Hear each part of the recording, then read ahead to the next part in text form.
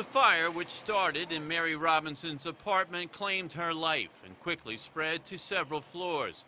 But Chief Darrell Jones says sprinklers could have prevented it all. If you can stop a fire in the early stages with a sprinkler, less damage, save the lives of the occupants of the building, less risk to my firefighters. The Fire Bureau is now considering requiring all residential and office buildings to have full sprinkler systems, something that could cost a building owner several hundreds of thousands of dollars. But somewhat surprisingly, the Building Owners and Managers Association, BOMA, says it's open to the idea. It is cost prohibitive, but the cost of a life far outweighs the dollar sign. The address of the building, the number of floors, and whether it has a partial system or a complete system.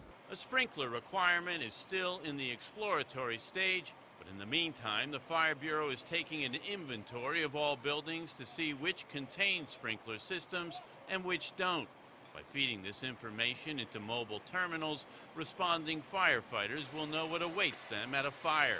The idea is through this type of information, through this inspection program, we'll be able to digitize this information, and the company officer will be able to retrieve the information in the rig while he's en route to the call. Under existing state and local fire codes, new buildings and buildings undergoing extensive renovations must be equipped with full sprinkler systems.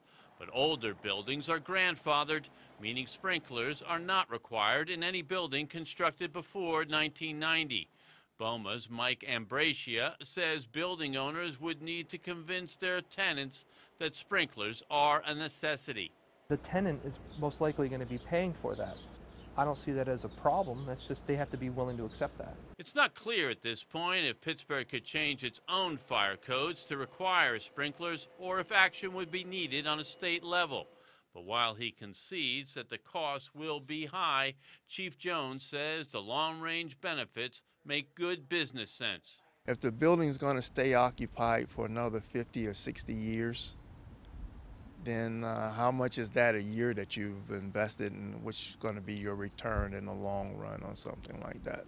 There's no doubt that retrofitting old buildings with sprinkler systems is an expensive proposition, but the consequences of not doing it may be far more costly. Reporting downtown, Andy Sheehan, KDKA-TV News.